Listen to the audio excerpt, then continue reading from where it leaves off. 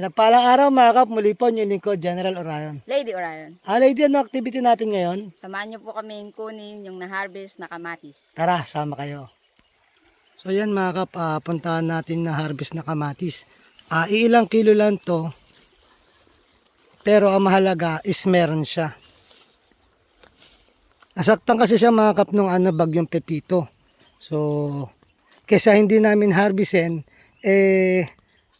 harvestin na namin tapos ibebenta namin sa baryo, sa mga talipapa o kaya sa palengke.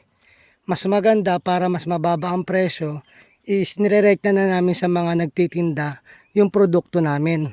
Para kahit papano, malas din yung expenses nila sa pagtitravel o sa pagbili nyo sa labas. So, andito nga pala tayo sa silihan natin. Ito pa yung naantay natin na mag-harvest. Yan nga, tagpataba tayo kanina. So, pinipractice natin yung harvest natin. Dalhin lang muna dito sa bayan ng Gabaldon. Kapag sobra-sobra, tsaka namin siya ilalabas. Para kahit papano, mababa ang produkto o mababa yung presyo pagdating sa mga mamamayan na mamimili dun sa baba. Ito nga yung na-harvest nila.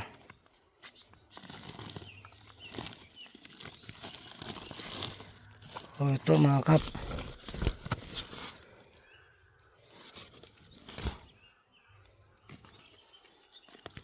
So sasara muna ni Lady.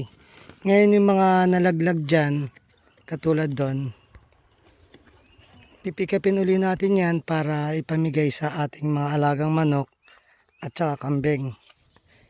Bali ito pa nga pala mga kap, yung mga bunga.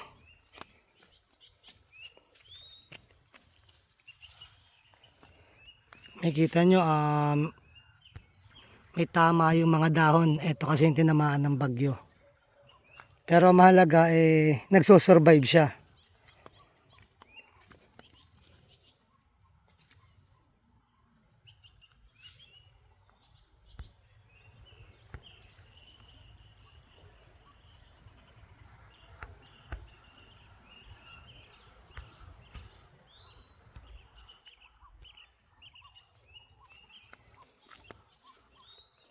So, nilagyan din natin ng pataba dahil makikita nyo naman yung dahon.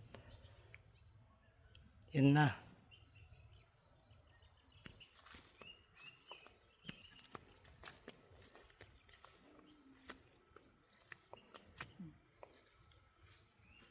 So, kung mapapractice lang sana ng mga farmers ng Gabaldon na yung produkto natin, ibigay muna sa, hindi ibigay, kumbaga parang dito muna ibenta sa bayan or sa bayan ng Gabaldon or sa palengke or sa talipapa bago iluwas yung sobra-sobra sa Cabanatuan, Sangitan o kung sa Manila man o kung saan man.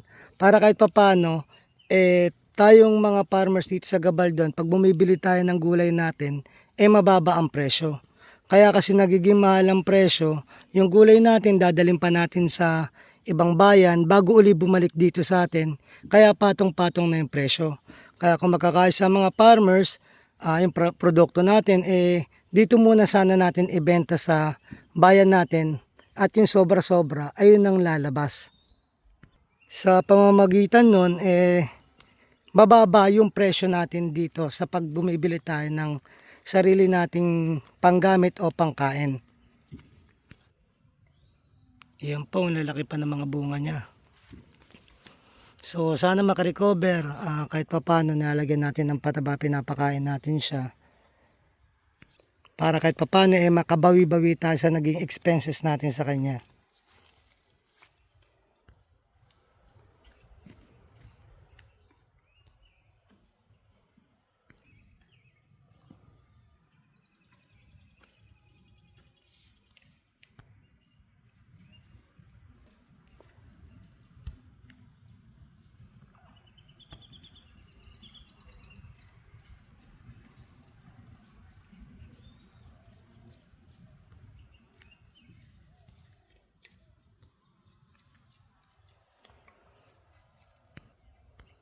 So doon matapos na sila mag-harvest ng kamote mga kap.